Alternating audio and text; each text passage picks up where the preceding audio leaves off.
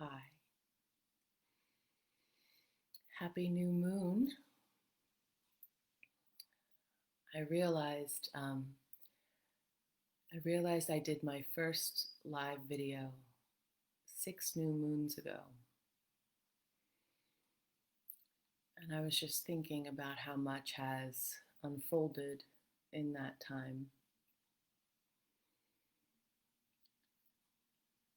And I normally come on here to do a live when I have something specific to say, and when I'm feeling sort of certain, about that particular thing. And I thought, well, it's not that those videos aren't true, but are they honest? I think one thing that I talk about a lot is being with not knowing, and how not knowing is most intimate. And I think it's not really fair for me to talk about those things if I don't show up in the vulnerability and tenderness and spaciousness of what it really feels like when there's no ground under my feet. And so I would prefer not to be doing a video right now before dawn, but I'm really clear on what I serve. So there's this difference between the embodied yes and my preference. And the way I move through the world is that the embodied yes is what I lead with. My preferences are irrelevant. So recently, I've been in this period of really deep practice and sitting at this crossroads.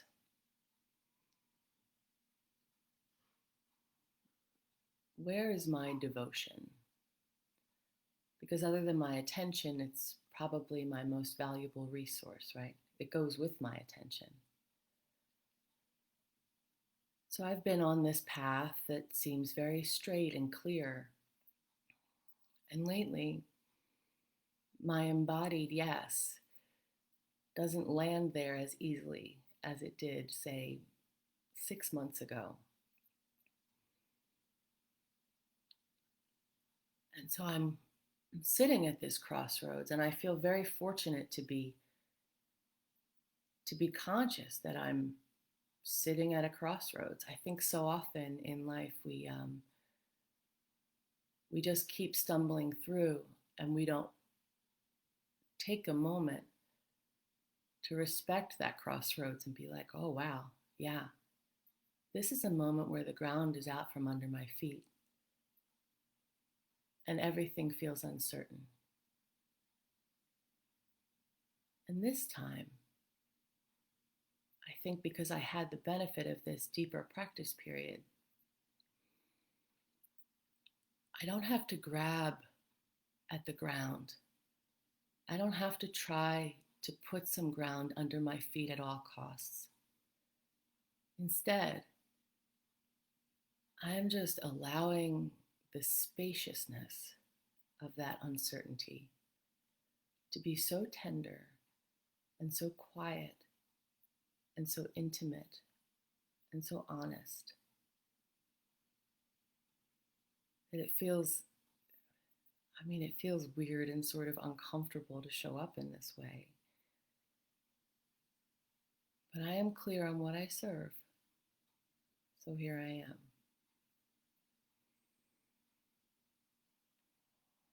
I feel like in the last 3 weeks,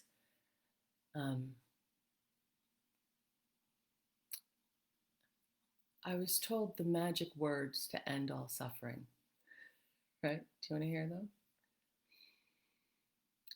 I don't need this to be different.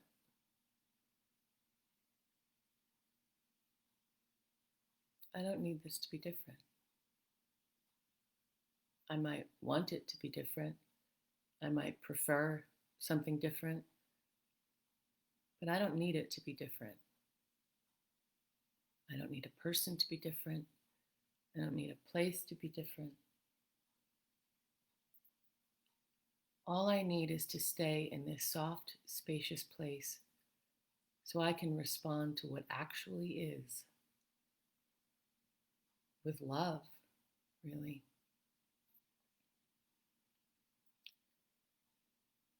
I've probably cried more in the last 3 weeks than I have in the last, certainly in the last year. And it was this new sort of crying, you know? It was this just heart blasted open love of just everything and everyone that I thought I was already there, but I wasn't. Like I had this moment this week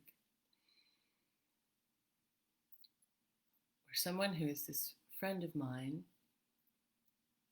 who I have seen sort of get in his own way a lot,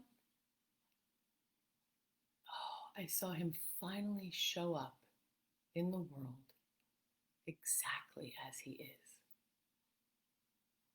And I just, oh my God, I bawled my eyes out just with like this pure, loving joy to see somebody just be exactly who they are without apology. I mean, that's the goal of the work that I do. That's my goal for every single person I work with. I'm not giving anyone anything. My goal is to take away as much as possible of what's standing in the way of you and your original face. And just to see this friend show up in all of his sincerity, in all of his tenderness, in all of his wisdom, in all of his knowledge, in a way that was so wise and so present and so grounded and so full of trust in what was coming through him that how could anyone not be moved by that? And what struck me in the days following was just how much we all have this capability. Like, this is our birthright. This is who we are, right? And what is standing in the way of our showing up in the world like that?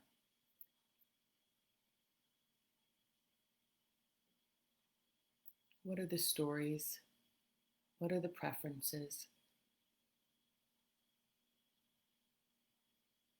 What are the attachments? What is the need to pull ground under our feet? When I know that if I can stay spacious and tender and vast, that the ground will reappear, but it will be the ground that I'm actually supposed to be standing on.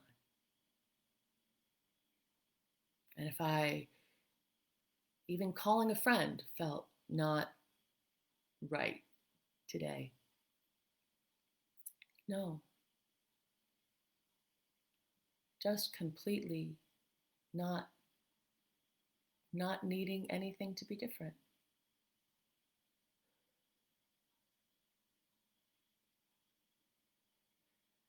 When this moon cycle started, my intention was discipline. And when I set that intention, I actually thought it was going to be creating structure for my business and doing all these sort of masculine tasks that have been put off, right? But what unfolded over the last 4 weeks was the discipline of not abandoning the feminine, of not turning my back on this spaciousness, not even when it made other people uncomfortable, just to stay with it and trust that what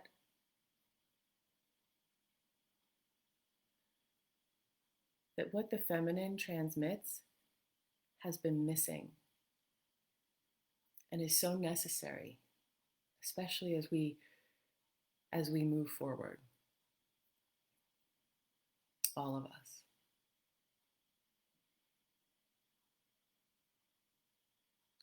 And by the feminine, I don't mean feminism, I don't mean women's rights. I mean a much more primal force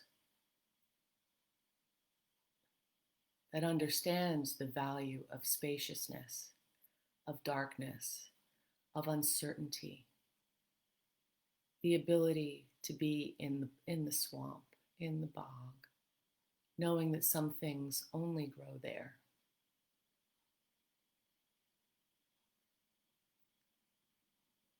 And not fighting my way out, but sitting down in the bog,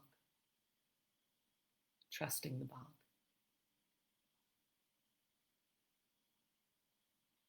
And of course, at a certain point, that leads to stagnation. But my way out of stagnation is not through my will. My way out of stagnation is by trusting the bog so completely that when the next right action appears, I know it's my next right action, my true next right action. But if I don't trust the bog, if I don't trust the feminine, if I don't trust that swampiness and uncertainty, and I instead try to pull my way out, to pull on this person, pull on this place, or abdicate that responsibility to just be with things exactly as they are, and try to pawn that responsibility off onto other people, which I did a little bit of earlier in the month. Like, will you please tell me I'm home? You know, like, this wanderer is tired. And so, of course, I surround myself with like pretty wise people these days. And so nobody's going to do that for me. Anybody that's around me these days doesn't do that for other people. That's my responsibility. It's my responsibility to sit in the bog, trusting that something always comes, always. And that's one way that I know that I'm not fully in that embodied yes, is if I'm trying to make somebody else responsible for myself. If I'm trying to make somebody else responsible for my decisions. Please tell me I'm home. Well, no one can do that for me. And that's a hard thing to accept. That I just have to keep increasing the spaciousness and just get wider and wider and wider until my field includes the answer, until my field includes the next right thing.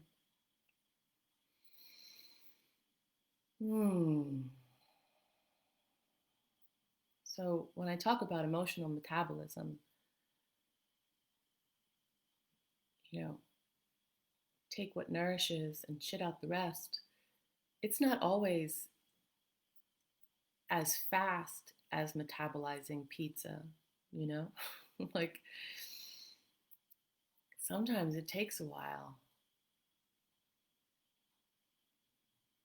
And in this period of time, just allowing my heart to break open and open and open and open and open, and finding new layers and another new layer.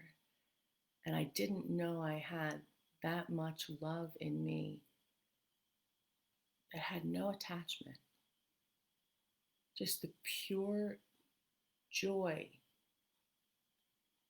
of my practice, of watching people shed their skins. I had another situation this week with a client where I was just like, oh, yes, you're getting it. And it was just like, again, just like, and it really just deepened my commitment to the work that I'm doing now. Amid all that spaciousness, amid all the bog, like that's one of the little elves that's walking into the bog. Like, this part is correct.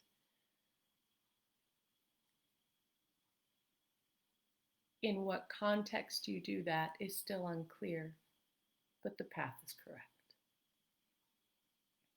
And with this new moon, I've been also thinking about my Dharma name, which is Regetsu, and it means spirit moon.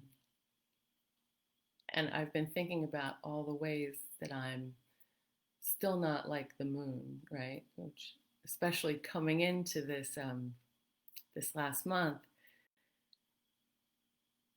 realizing some of these things and watching them get released into the spaciousness, right? Because one of the things was like, well, the moon shines on everything. The moon isn't like, well, I like you, I'm going to shine on you. I'm not going to shine on you because no, I don't really like you. But you, yes, you know, you know. The moon just indiscriminately shines. And occasionally it tries to softly illuminate things that are well fogged. But the moon has to accept that it can't illuminate those things until the fog blows away. And the moon is not the sun. The moon can't burn off the fog. It can only softly illuminate. And the moon never forgets that its light is not its own. Its light is reflected from the sun. So the moon can't get too cocky.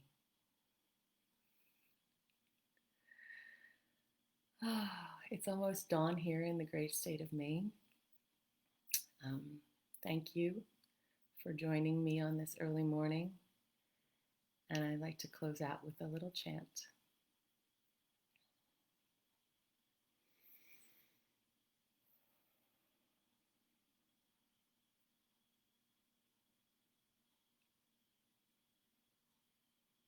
Om Chali Chuli Chuni Svaha. Om Chali Chuli Chuni Svaha. Om Chali Chuli Chuni, Om Chali Chuli Chuni, Om Chali Chuli Chuni Svaha.